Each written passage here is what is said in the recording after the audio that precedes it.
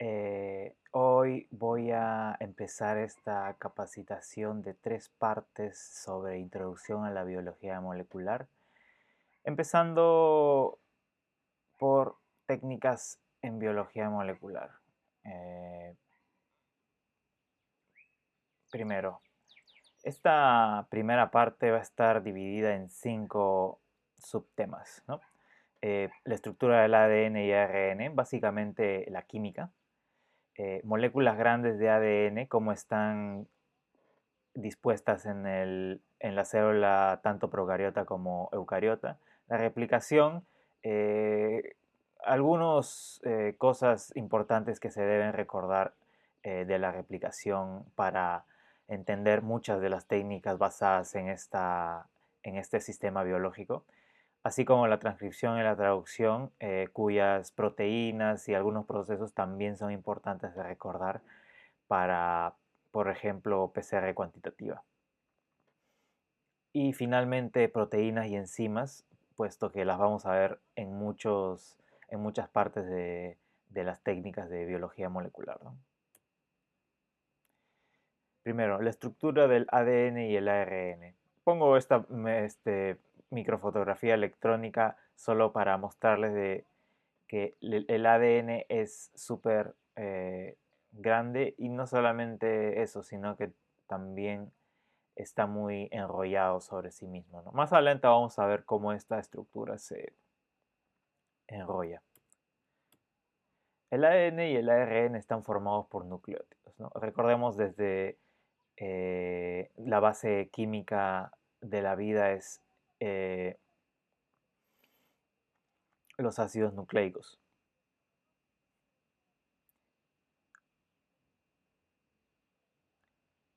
El ADN y el ARN están formados por una azúcar desoxirribosa en el caso del ADN, una base nitrogenada y un fosfato.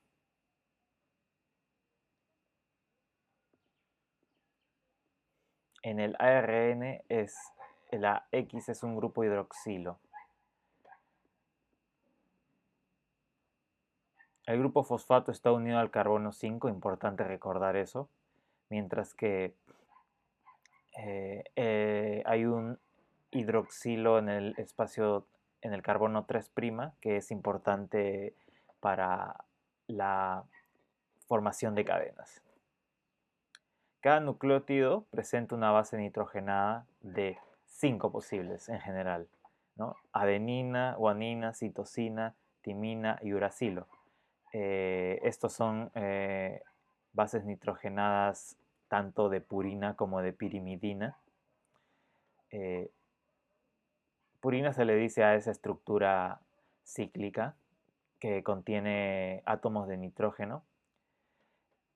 Y la adenina es una amina de purina en ese carbono en particular, mientras que la guanina eh, son sufren otras modificaciones, ¿no? La citosina, la timina y el uracilo son las pirimidinas, puesto que la estructura básica, que es la pirimidina, ha sido modificada, digamos, tiene ciertas modificaciones funcionales, ¿no? En especial de oxígenos y nitrógenos y grupos amino. Eso también es importante recordar porque es la base con la que se forman puentes de hidrógeno entre las bases nitrogenadas, ¿no? Entonces hay que recordar esos nitrógenos, esos grupos amino y esos, digamos, esos oxígenos cetónicos, digámosle, ¿no? Los nucleótidos están formados por un azúcar base nitrogenada y un grupo fosfato. Estas son las 3 partes básicas de los nucleótidos, y curiosamente los nombres de los nucleótidos dependen mucho de la base nitrogenada a la cual están unidos. Por ejemplo, eh, una, un azúcar desoxirribosa unido a una adenina se convierte en un nucleótido de adenina, que se llama desoxiadenosina 5-monofosfato. Igualmente la desoxiguanosina 5-monofosfato, la desoxitimidina 5-monofosfato y la deoxicitidina 5-monofosfato.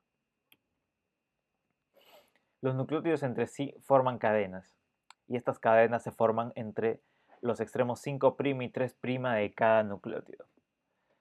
De modo que acá se tiene un fosfato, un azúcar y una base en esa disposición, seguido de otro nucleótido unido por el fosfato 5' al hidroxilo 3' de la base del nucleótido siguiente, ¿verdad? El enlace ocurre entre el fosfato 5' y el hidroxilo 3' de nucleótidos distintos de una cadena, ¿no? Y este enlace covalente se denomina fosfodiéster. Los nucleótidos forman enlaces puentes de hidrógeno entre sus bases nitrogenadas. Recordemos que esas modificaciones de las estructuras básicas de pirimidina y purina en los nucleótidos establecen estos grupos oxígeno y nitrógeno, y sabemos que estos átomos presentan una electronegatividad que permite la formación de puentes de hidrógeno. La disposición de estas bases nitrogenadas es tal que la adenina y la timina forman 2 puentes de hidrógeno entre sí, mientras que la guanina y la citosina forman 3 puentes de hidrógeno entre sí. Eso es muy importante porque establece la complementariedad de bases, ¿no? Estos enlaces se llaman puentes de hidrógeno. Son menos fuertes que los enlaces fosfodiéster, pues no son enlaces covalentes, son enlaces, intermoleculares, ¿no? El enlace entre adenina y timina es de menor fuerza, pues es doble simplemente. En cambio, entre guanina y citosina es triple y es de mayor fuerza. Esto genera largas cadenas antiparalelas. La presencia de una cadena de aminoácidos por un lado y por otra genera cadenas antiparalelas. En el ADN, mientras que en el ARN las hebras normalmente son de cadena simple, aunque sabemos que forman a veces estructuras secundarias, muchas veces estructuras secundarias. El ADN suele existir en doble hebra, double strand DNA. Recordemos digamos, este sufijo, porque lo vamos a ver muchas veces, tanto en literatura como en los protocolos en inglés. Y el ARN suele existir de hebra simple, ¿no? Single stranded RNA, perdón. Ahora, algo que les decía era que estas uniones entre las bases nitrogenadas permiten generan la complementariedad de bases, y esta complementariedad de bases permite la hibridación de los ácidos nucleicos. ¿Qué es la hibridación de los ácidos nucleicos? Es la unión de diferentes moléculas de ADN de acuerdo a la complementariedad de bases. Si tenemos una sonda de ADN y una molécula de ADN, y esta sonda tiene una secuencia similar, idéntica de bases nitrogenadas que este ADN, al denaturarse por temperatura ambas moléculas, la complementariedad de bases va a permitir que estas moléculas diferentes se unan por enlaces puentes de hidrógeno. Esta hibridación de los ácidos nucleicos es una característica universal en este tipo de moléculas que es la base de procesos biológicos tan importantes como la replicación, la transcripción, pero en biología molecular las usamos en tecnologías tan importantes como PCR y PCR cuantitativa, por mencionar algunas. Esta es otra imagen donde vemos que el ADN forma duplexes y también el ARN puede formar estructuras de doble hebra hibridándose con otras moléculas de ARN. Esta capacidad del ARN de hibridarse con otras moléculas de ARN forma la base de la inmunidad celular eh, mediada por ARN de interferencia, ¿no? Es muy común en organismos eucariotas. La cadena doble del ADN se enrolla de manera especial, ¿no? Como conocemos, esta doble hélice del ADN descubierta por ensayos de cristalografía y rayos X en 1953, eh, es una doble hélice, es una doble hélice, cada, cada cadena de ADN forma una hélice, por eso se dice doble hélice. Y esta doble hélice tiene una estructura muy particular, ¿no? Tiene de diámetro aproximadamente 18 nanómetros y digamos cada longitud de cada vuelta la da en 10 bases, que es aproximadamente 34 nanómetros, ¿no? O sea, sabemos con mucha precisión el tamaño las dimensiones de esta doble hélice, ¿no? En parte debido a que purinas y pirimidinas tienen un tamaño específico, ¿no? Y esto también ha contribuido a que la hibridación del ADN sea tan precisa.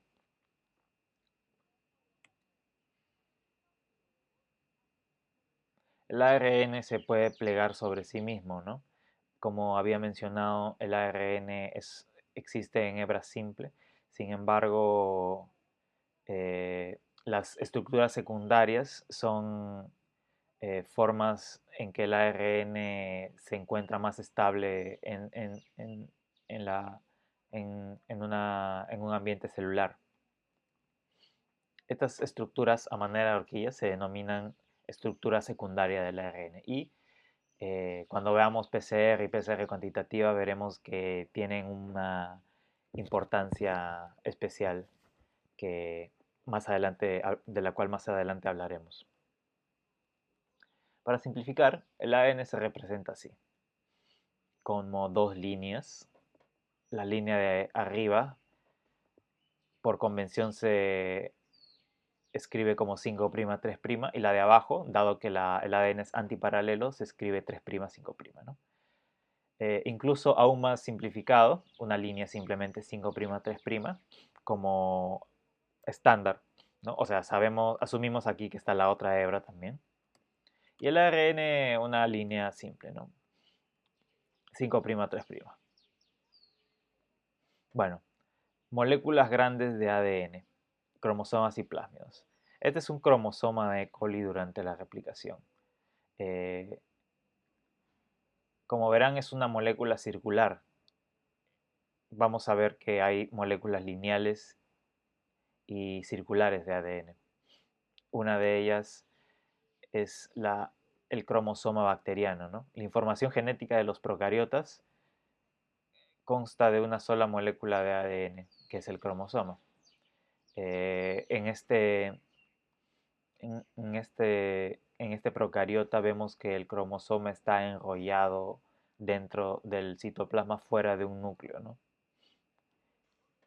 Y es una molécula circular, importante, porque no tiene extremo. Digamos que se empieza no tiene extremo, ¿no? Es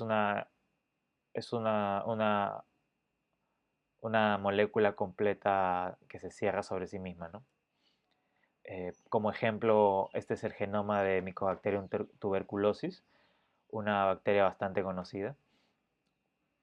Y se suele representar así, ¿no? Como un círculo, porque es una molécula circular. Y, Y eso es como se representa normalmente en la literatura. A veces llevan otras moléculas de ADN circular, plásmidos. Estos plásmidos tienen, llevan información genética, llevan genes que permiten a los procariotas permiten desarrollar o desenvolver características especiales como resistencia a mercurio, a sulfonamidas me parece, ese es streptomicina y esto me parece que es, y este es otro antibiótico. Además, las bacterias comparten plásmidos entre sí, ¿no? Esta capacidad se denomina transferencia horizontal de genes y es una característica muy común en organismos procariotas de transferirse información genética de una manera horizontal, ¿no? Dentro de una misma generación y más importante incluso entre dominios, ¿no? Entre especies, entre familias, entre géneros, incluso se conoce de transferencia horizontal de genes entre dominios, o sea, de arqueas a bacterias. El cromosoma o el plásmido procariota pueden estar relajados o súper enrollados. Esta es una molécula de ADN circular relajada, en donde se compara con una cuerda de teléfono antigua, en donde el ADN circular está relajado, mientras que muchas veces este ADN se enrolla, ¿no? De manera negativa o positiva. Esto es simplemente, digamos, enrollando una cuerda en el sentido de las agujas de reloj. Al final la molécula se termina enrollando de manera en ese sentido horario. Y la otra forma de enrollar es en el sentido antihorario. Pero es similar, ¿no? Simplemente quería mostrarles de que dentro de la célula no está el ADN libre, ni tampoco enrollado así nomás, sino que está atado o enrollado con ayuda de proteínas. Y esto en extracción es muy importante recordarlo, porque mucho de la calidad del ADN depende de la presencia o no de proteínas. Eh, pues un ADN un ADN purificado, no tan bien purificado, que conserva proteínas eh, digamos, ancladas al ADN, va a evitar que esas zonas de ADN o las zonas colindantes estén libres para una amplificación por PCR, lo que va a reducir el rendimiento de PCR, ¿no? Eso es importante recordarlo. Por otro lado, otros organismos, como los virus, tienen contenido genético de ADN o ARN, ya sea que estén envueltos por una cubierta viral o no. El ADN está libre dentro de una cápside, ¿no? Una cápside viral.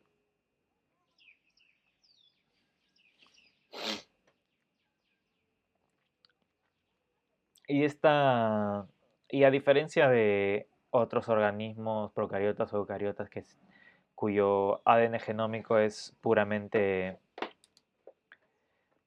de DNA, los virus tienen ADN tanto de ARN, de ADN, o puede intercambiar dependiendo de su fase infectiva entre ADN y ARN, como los retrovirus.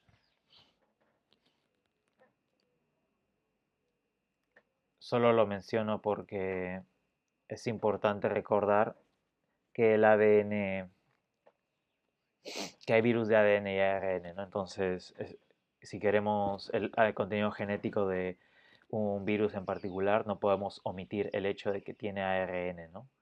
Porque hay métodos de extracción para ARN y para ADN que son diferentes.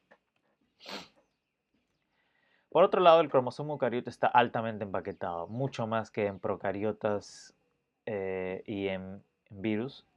El ADN está eh, empaquetado en diferentes niveles, ¿no? Desde la formación de nucleosomas o cromatosomas le llaman, a esta formación de las moléculas de proteínas de histonas, que son 8 y que forman alrededor una vuelta de ADN, y estos cromatosomas se vuelven a enrollar de una manera muy clara y luego esto se vuelve a enrollar y así sucesivamente hasta formar cromosomas como los conocemos, ¿no? Los cromosomas eucarióticos.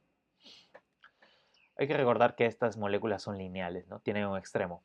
En eucariotas esos extremos se llaman telómeros y están relacionados con, se ha visto hace mucho tiempo que están relacionados con la vejez, ¿no? Las mitocondrias y cloroplastos presentes en eucariotas tienen sus propios cromosomas.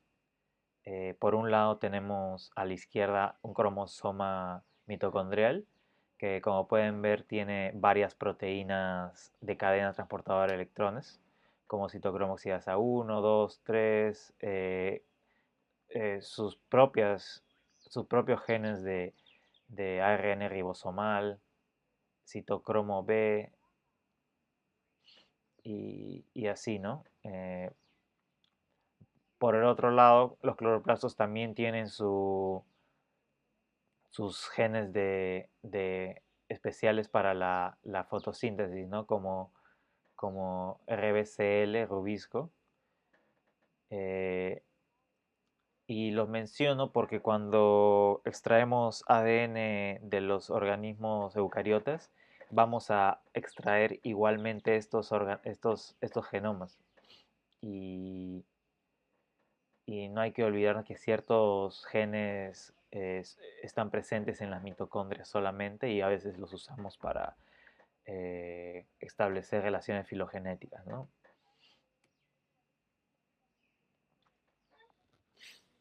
El gen es la unidad básica de la información genética, ¿no? Eh, Esto es la anatomía de un gen tradicional, ¿no? Una región reguladora 5', donde está el promotor. Más adelante vamos a ver cuál es la importancia del promotor en la transcripción. Una zona codificante y una zona transicional. Importante recordar que la zona codificante es la secuencia que codifica finalmente la proteína funcional, mientras que la región transcripcional contiene unas zonas untranslated regions, que son regiones que son transcritas pero no traducidas, y que sirven para los primeros pasos de la traducción, ¿no? Y finalmente una región downstream o aguas abajo, que es 3', ¿no? Recordemos esos términos, a veces los usan indistintamente para región 5' o más allá de 5'. Downstream region, que es 3', imaginándose downstream como un flujo aguas abajo, ¿no? Porque el flujo de la lectura en la transcripción es 5', 3'. Y casi en varios procesos es 5', 3', ¿no? También recuerden que esto es una de las hebras, ¿no? En la otra hebra la información no está, no hay información genética en la otra hebra, ¿no? A veces se confunde de que en cuál de las hebras está la información genética, y eso depende de la orientación del promotor. Eh, en este caso está orientado en una de las hebras, en la hebra sentido, ¿no? Le llaman así. Pero más adelante lo vamos a ver en mayor profundidad, porque eso suele traer mucha confusión. En procariotas, solo para mencionar rápidamente, los genes tienen que estar dispuestos en operones. El operón consta de una región promotora y una región operadora. La región promotora es donde se inicia la transcripción, mientras que la región operadora es una región a la cual se pueden unir proteínas que impiden la transcripción, ¿no? Y esto permite en procariotas regular la expresión genética.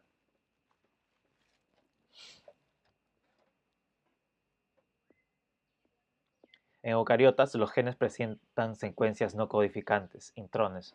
Por ejemplo, este gen del factor 8 humano que está involucrado en la respuesta para formar respuesta de coagulación, vemos que más o menos son 200.000 nucleótidos del gen, pero son puros intrones, ¿no? Como ven en las secuencias anaranjadas, mientras que los exones son la secuencia que en realidad codifica la información genética, ¿no?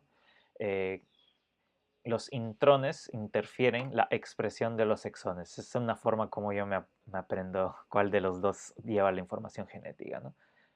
Eh, todo el contenido de ADN de un organismo se llama genoma. El genoma varía en tamaño bastante, pero recordemos que el tamaño del genoma no depende, no está directamente relacionado con, digamos, la cantidad de genes o, o la filogenia, ¿no? Es otra cosa, ¿no? Entonces, por ejemplo, es importante recordar algunos tamaños importantes, ¿no? Como el de Escherichia coli, que es 4.600.000 pares de bases, ¿no? RGS es una medida digamos, de comparación, ¿no? Entre, en cada sección vemos en comparación a Escherichia coli, cuánto miden otros genomas, ¿no? Por ejemplo, el de Aspergillus nidulans, es 6 veces el genoma de E. coli, ¿no? Drosophila es 31. Y el número de genes está a la derecha, ¿no? Como les digo, esta relación no es directa. Por ejemplo, Drosophila, si bien es más grande que, por ejemplo, Aspergillus nidulans, porque tiene es casi 5 veces, ¿no? Más grande. 130 megapares de bases y el otro 144 megapares de bases. Pero en cuestión de genes no tanto, ¿no? No hay tanta diferencia. Así que esto de los... eh, no es directamente proporcional. Por otro lado, en organismos multicelulares o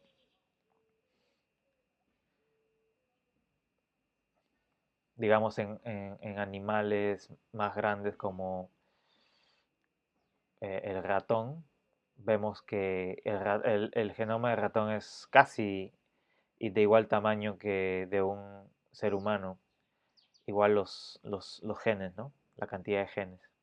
En cambio, las plantas son mucho más grandes y con una cantidad de genes impresionante.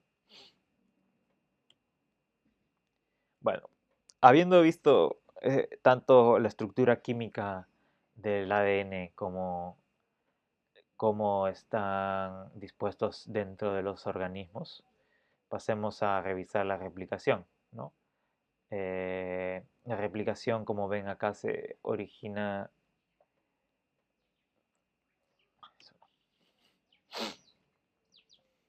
Hablemos del flujo de información genética. Eh, Esta es la base de, digamos, de la flujo de información genética en todos los organismos vivos, ¿no? Empieza en el ADN, pasa al ARN y termina en proteínas, ¿no? La información genética contenida en el ADN se transcribe hacia el ARN y esta información del ARN es traducida a una cadena polipeptídica que al final terminará siendo una proteína, ¿no? Las células copian su genoma para heredarlo en las células hijas y a este proceso se le denomina replicación. Básicamente el ADN de doble hebra es, digamos, desenredado y cada hebra es copiada por proteínas que sintetizan una hebra de ADN utilizando como molde la otra. Dado que se utiliza una de las hebras para copiar la hebra nueva, se llama a la replicación semiconservativa, ¿no? Pues conserva la mitad de la hebra parental original, ¿no? De la cual se sacó copia. La replicación del ADN inicia en el origen de replicación, ¿no? ORI, ¿no? Se le suele poner ORI esa abreviatura. Y como vemos en este gráfico y también lo vimos en la foto del principio, eh, en las zonas donde este origen de replicación, esta secuencia específica de origen de replicación se encuentra, muchas proteínas iniciadoras ayudan a que esta parte del ADN se desenrolle, ¿no? Y de esta forma inicia el primer paso de la replicación, que es separar las hebras del ADN parental. Luego de que esta hebra, de que esta zona se ha, digamos, desenrollado, un complejo de enzimas eh, continúa esta apertura y desdoblamiento y se inicia la síntesis del ADN que ocurre en dirección 5'3'. Eh, esta síntesis está a cargo de la enzima DNA polimerasa que agrega nucleótidos en dirección 5'3', utilizando como iniciador una molécula de ARN que se llama primer, en español cebador. Vamos a ver mucho los cebadores más adelante, pero su función biológica es iniciar o dar el primer, eh, el extremo 3' a partir del cual la polimerasa puede empezar a trabajar.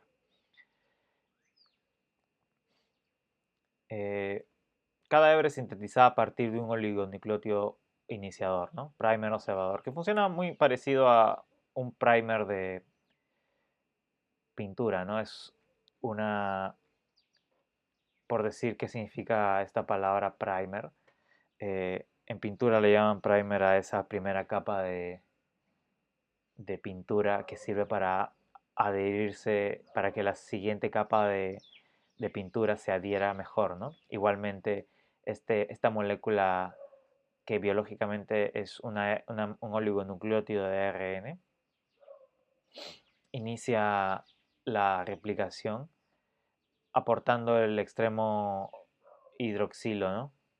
Para que la ADN polimerasa pueda sintetizar.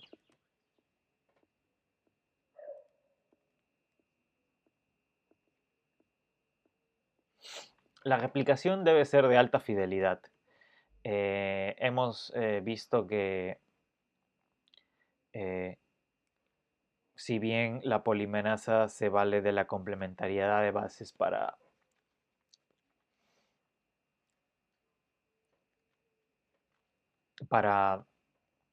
poner y sintetizar la hebra molde, la hebra nueva a partir de la hebra molde, puede cometer ciertos errores, ¿no? Y para esto la ADN polimerasa corrige su propio trabajo. La ADN polimerasa tiene tres zonas, ¿no? Una zona de síntesis que se llama una zona polimerasa 5'3', ¿no? Esto significa que agrega nucleótidos en el hidroxilo 3' de la cadena. Y una zona proofreading, que es la zona 3' 5' exonucleasa. Por ejemplo, imagínense que este nucleótido ha sido agregado mal, ¿no? Me parece que este nucleótido es una pirimidina, ¿no? Y ha sido puesto mal, ¿no? Porque debería haberse unido a una a su mismo, a una timina.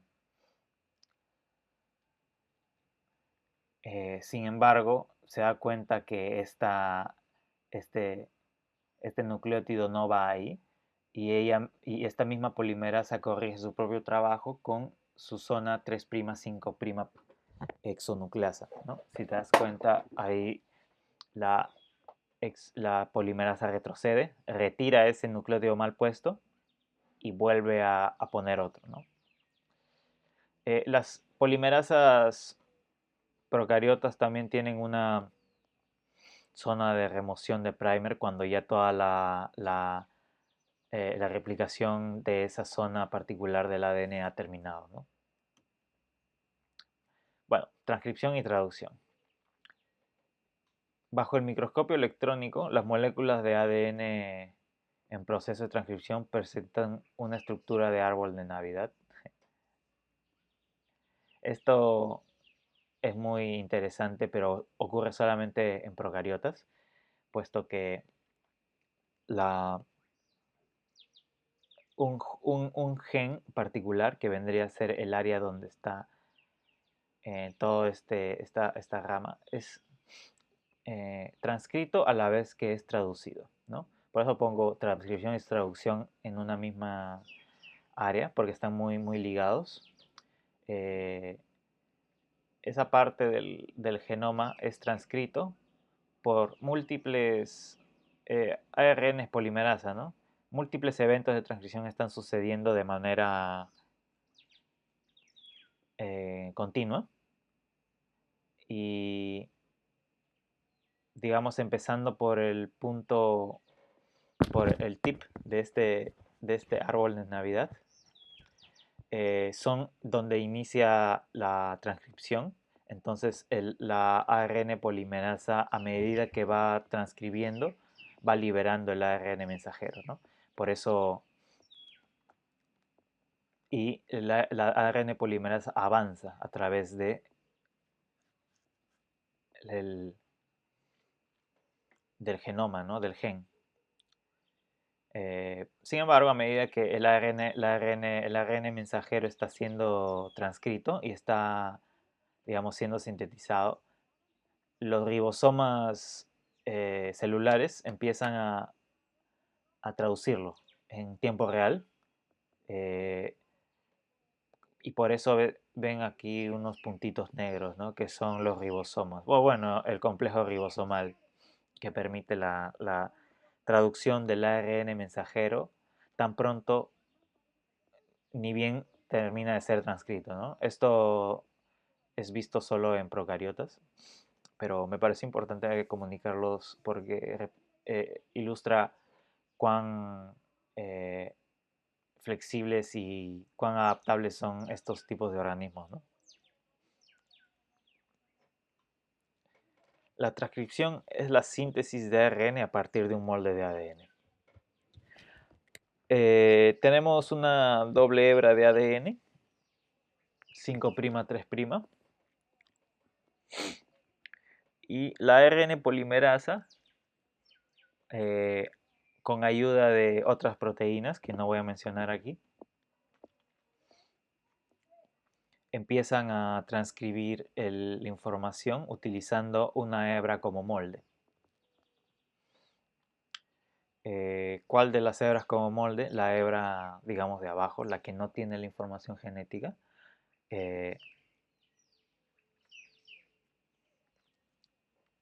Y digamos, por aquí entran los ribonucleótidos trifosfato. No son desoxirribonucleótidos, son ribonucleótidos, ¿no? Y a medida que van entrando, la ARN polimerasa va sacando copia del molde, ¿no? Y recordemos que la ARN polimerasa avanza a lo largo del genoma, ¿no? No el genoma a lo largo de la polimerasa. La transcripción inicia en la zona promotora.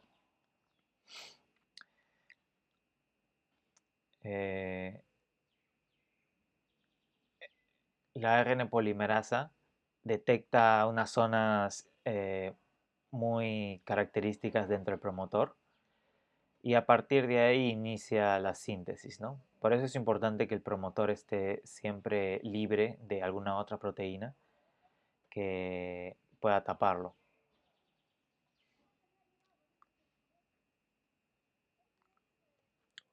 Esta unión al promotor está ayudada o, digamos, facilitada por una proteína que se llama factor sigma. Este factor sigma, ni bien empieza la transcripción, se libera, ¿no?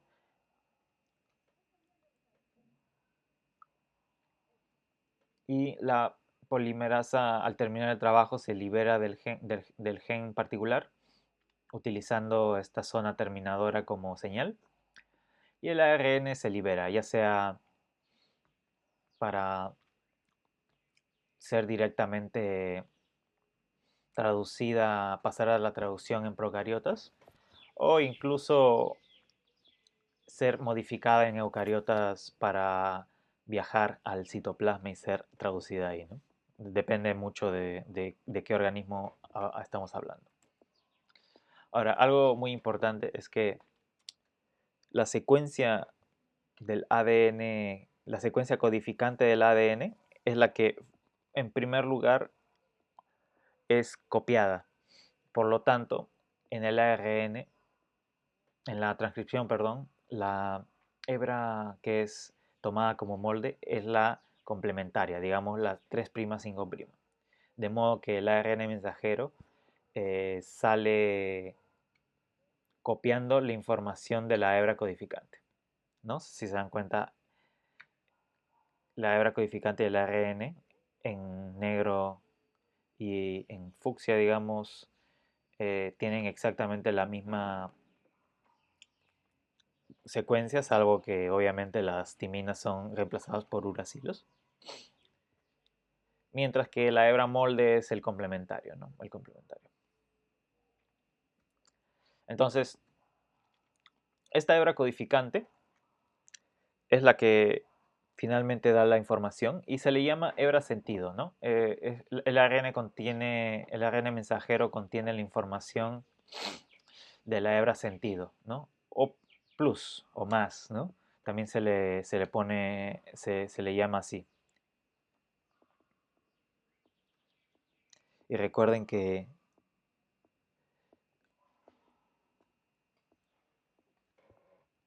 esta hebra sentido depende de la posición del promotor.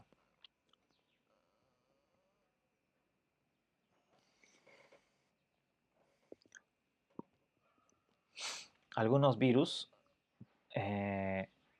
también realizan transcripción, pero algunos virus como los retrovirus requieren pasar por transcripción. Algunos virus como los retrovirus, que son ADNs cuyo genoma es ARN, requieren pasar primero por ADN para multiplicarse, ¿no? Pasar a una fase lítica.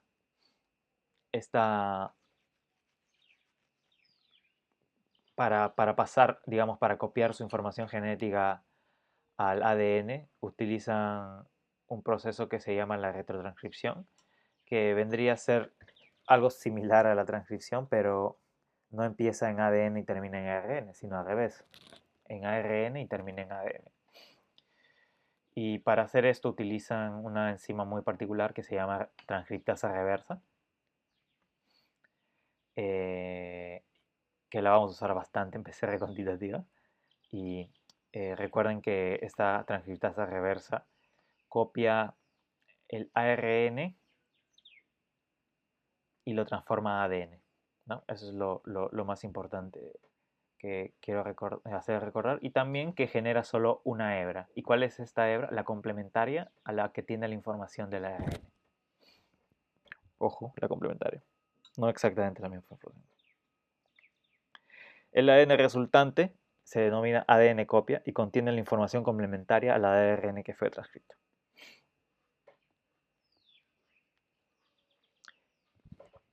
En eucariotas, la transcripción es un poco complicada, ¿no? Porque se acuerdan que había intrones que interfieren la expresión de los exones.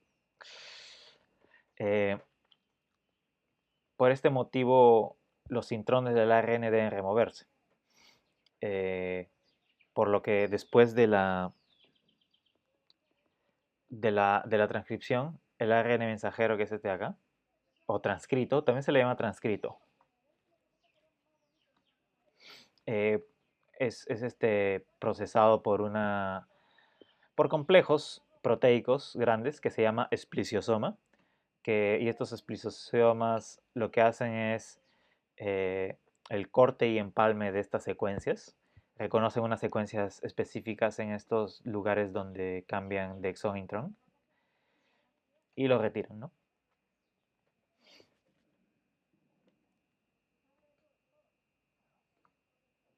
Importante recordar esto en eucariotas porque hay algunas veces en que los...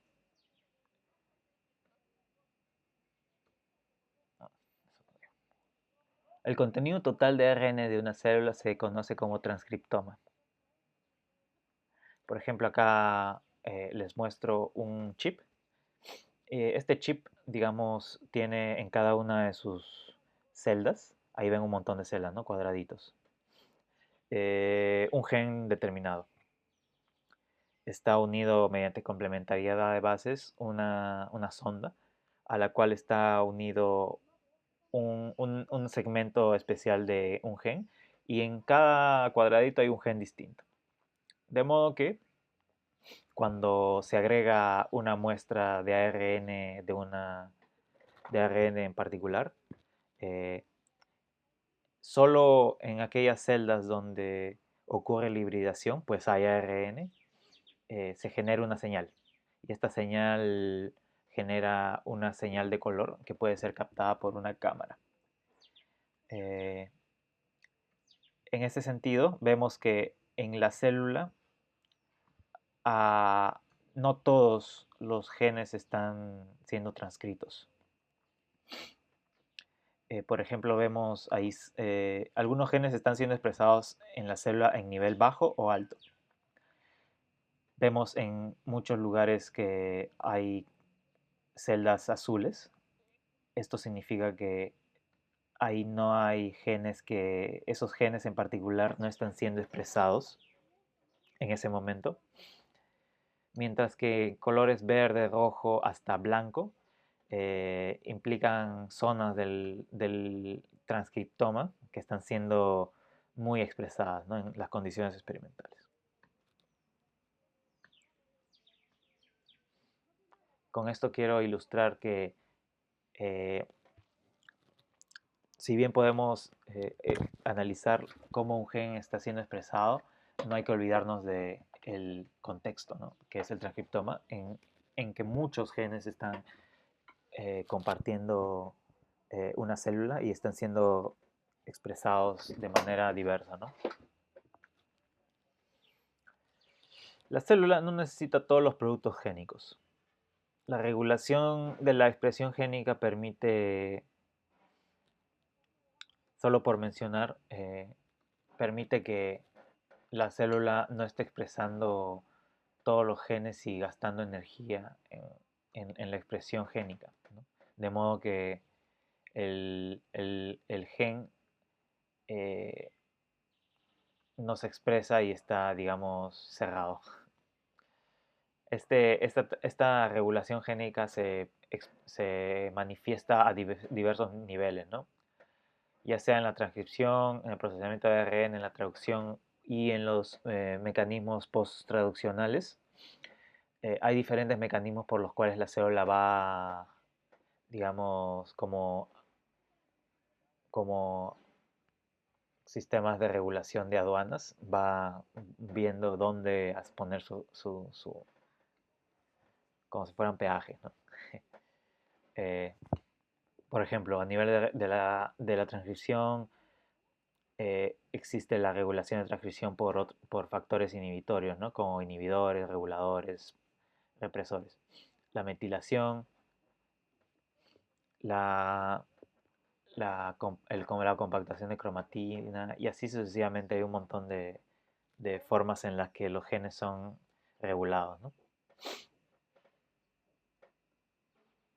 Asimismo, hay muchas clases de ARN en la célula, ¿no? Recordemos un poco para ir adelantando cosas que vamos a ver en extracción de ARN. Cuando hablamos de extracción de ARN total de una célula, hablamos de ARN ribosomal, ARN transferencia y ARN mensajero, básicamente.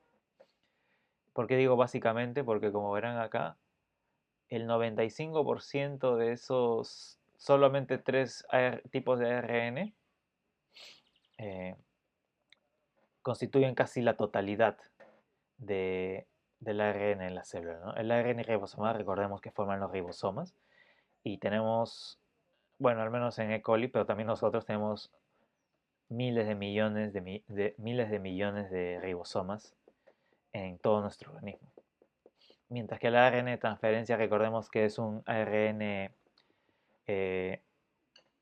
momentáneo, que solo está presente para la traducción, y el ARN mensajero también, o sea, son especies menos abundantes que tienen una vida media más corta de vida, ¿no?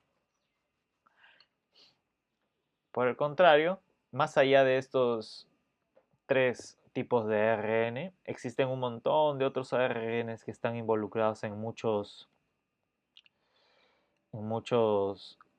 procesos biológicos dentro de la célula. Por ejemplo, el ARN, el microARN, ¿no? Eh, por mencionar, los microARNs están relacionados con la respuesta celular a algunas enfermedades. Por ejemplo, acá vemos una microscopía confocal de células ELA. Son células de estudio que se usan mucho en estudio de cáncer y muestra una fluorescencia localizada causada por microARNs, en especial este microARN del Homo sapiens número 21, que está relacionado con digamos, el desarrollo de cáncer, ¿no?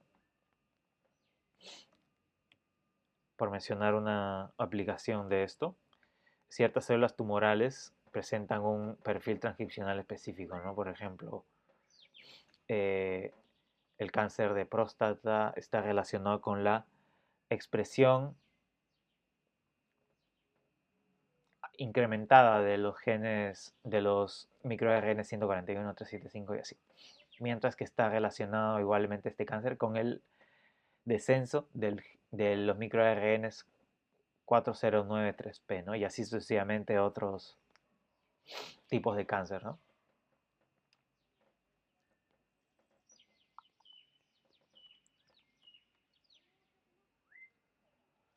La información del ARN mensajero es consolidada en forma de proteínas, ¿no? Como que repasando un poco la transcripción, empezamos en la hebra molde y codón, terminamos en la formación del ARN mensajero. Este ARN mensajero es transformado al final en una cadena polipeptídica.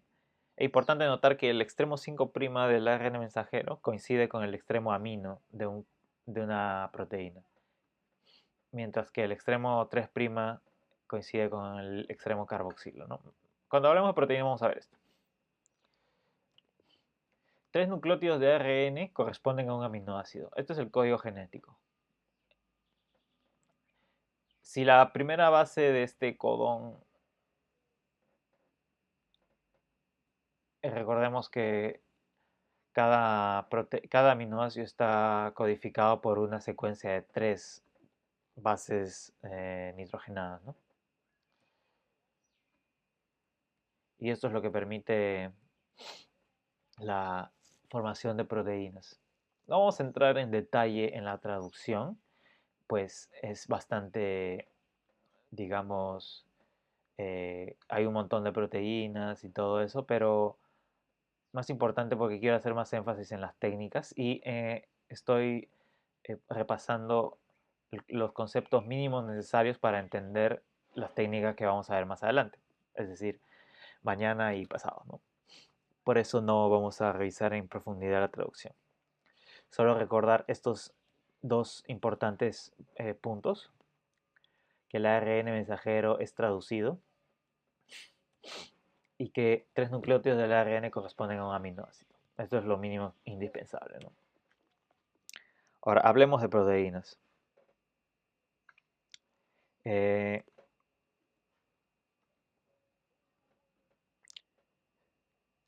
las proteínas son las biomoléculas más abundantes de una célula bacteriana. Tenemos en una célula bacteriana el 70% es agua y el 30% son químicos.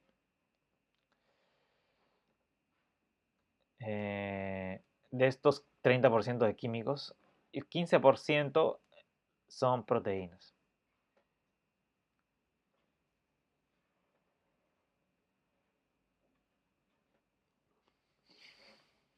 Las proteínas están conformadas por aminoácidos. Tenemos un aminoácido típico, me parece que es la alanina.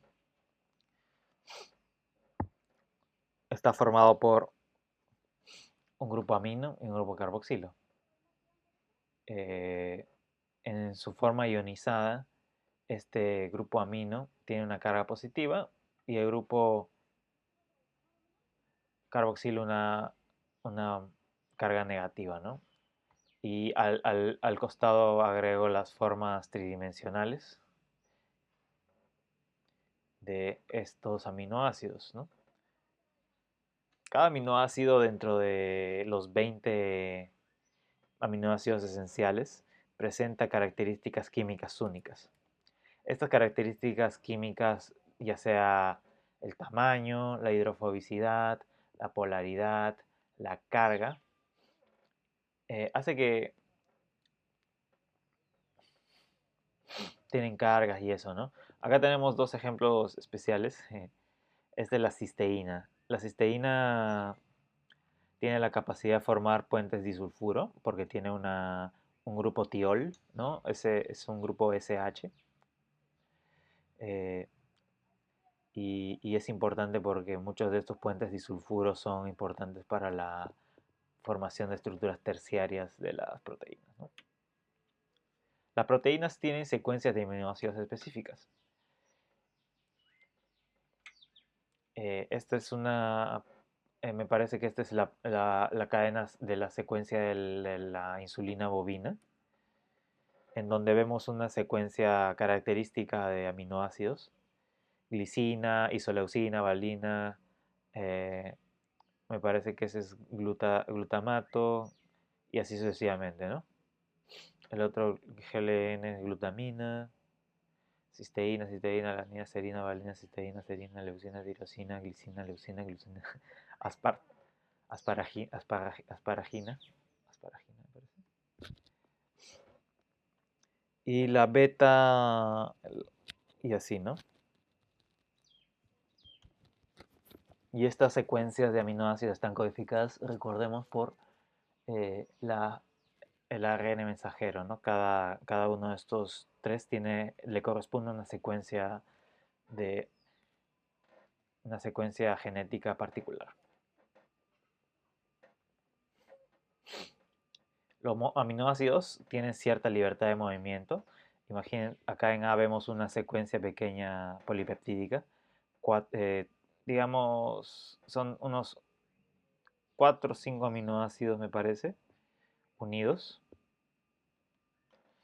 Y entre esas uniones polipeptídicas vemos que hay un rango de rotación. Esta libertad de rotación de las uniones dentro de los aminoácidos permite a las proteínas plegarse de muchas maneras. Por ejemplo, estas formas de plegarse particulares se les llama estructura secundaria. Y por ejemplo, acá en una estructura, una cadena polipeptídica, vemos que doblándose sobre sí mismas e interactuando con los grupos carboxilo y amino de estos aminoácidos, es posible que un grupo acá carboxilo de un aminoácido interactúe con un grupo amino de otro aminoácido bien apartado, ¿no? Y así sucesivamente y se generan hélices.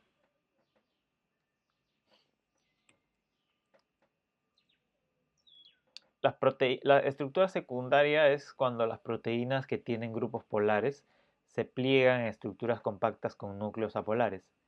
¿Esto qué permite? Esto permite que la estructura sea estable en medios acuosos y también que un núcleo apolar permite la diversificación eh, funcional, pues ahí pueden entrar grupos como grupos hemo o átomos de hierro. Y estos tienen, como sabemos, esta es la mioglobina, me parece. Estos grupos funcionales permiten la interacción con oxígeno, lo que le da a la proteína ya una función biológica. Aquí, a partir de la estructura terciaria, hablamos de funciones biológicas. Una función biológica nueva, ¿no? Ahora, hablemos de proteínas de estructura terciaria muy importantes. Hablemos de las enzimas. Las enzimas aceleran las reacciones químicas. Por ejemplo, acá vemos en la línea negra una, una formación de un producto a medida que pasa el tiempo. Esto es una reacción química. Eh, Sin enzimas nos damos cuenta que para generar cantidades de producto importantes deben pasar algún tiempo, o sea, horas, ¿no? O sea, un montón.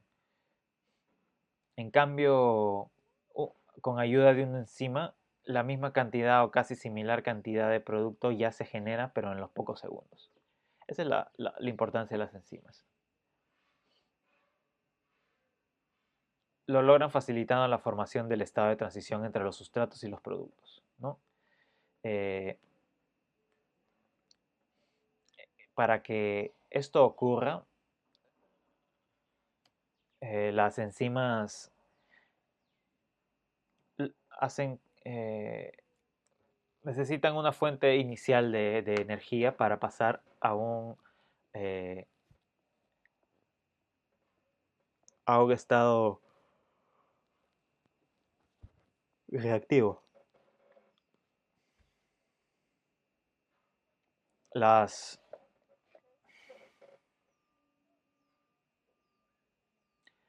las enzimas generan intermediarios que no necesitan tanta energía libre para alcanzarse. Por lo tanto, la velocidad de reacción se ve grandemente acelerada. Eh, por ejemplo, acá vemos un ejemplo de reacción catalizada por la citrato sintasa, que es una enzima dentro del ciclo de Krebs,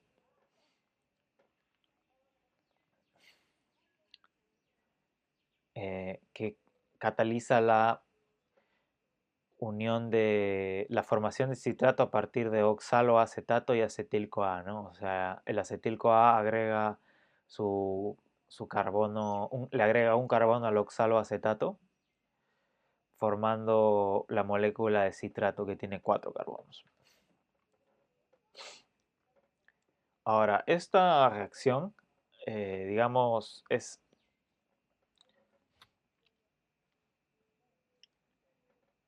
podría ocurrir de manera espontánea, pero demoraría demasiado. Lo que hace la enzima, en este caso la enzima citrato sintasa, es utilizar sus proteínas, ¿no? La histidina y eso para realizar la generación de intermediarios energéticos o intermediarios reactivos, como el enol. Eh, no quisiera ir al detalle del mecanismo de reacción. Lo que quiero mostrar con estos pequeños, eh, estas pequeñas imágenes es mostrar que el oxaloacetato es transformado a partir de acetil-CoA a citrato, pasando primero por intermediarios como el enol y el S-citril-CoA, que son intermediarios de energía menor, como si fueran atajos o como si fuera una carrera de postas a- hasta llegar al citrato, ¿no?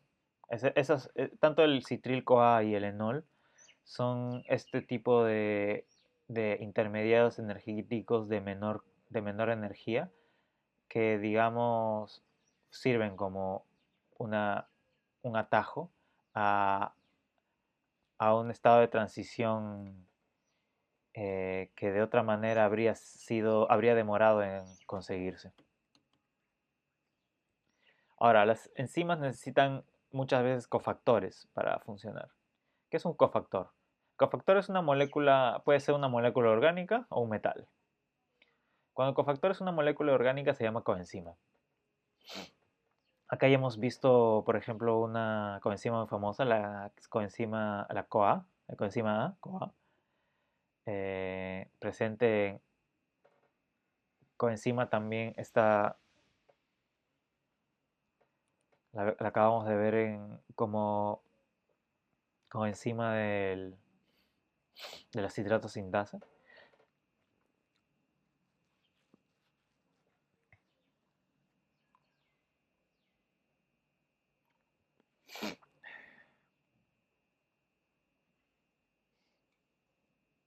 Pero también vemos algunos metales,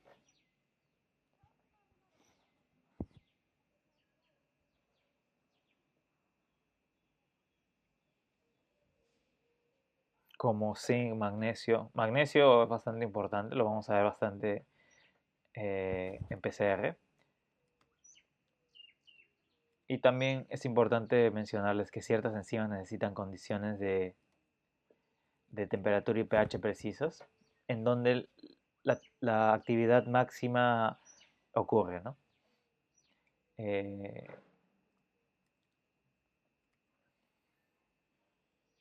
la concentración de las enzimas se mide en unidades.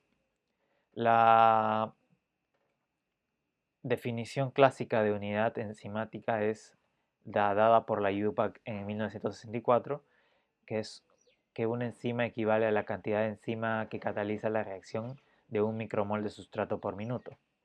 Sin embargo, esta definición no toma en cuenta la temperatura, la concentración y la velocidad de cada enzima en particular. En la práctica existen definiciones diferentes de acuerdo a cada enzima en particular. Por ejemplo, acá vemos una enzima muy conocida de Thermo, es la DreamTech Hot Start DNA Polymerase. Más adelante vamos a ver un poco más de esto, pero si se fijan, acá hay una definición de actividad.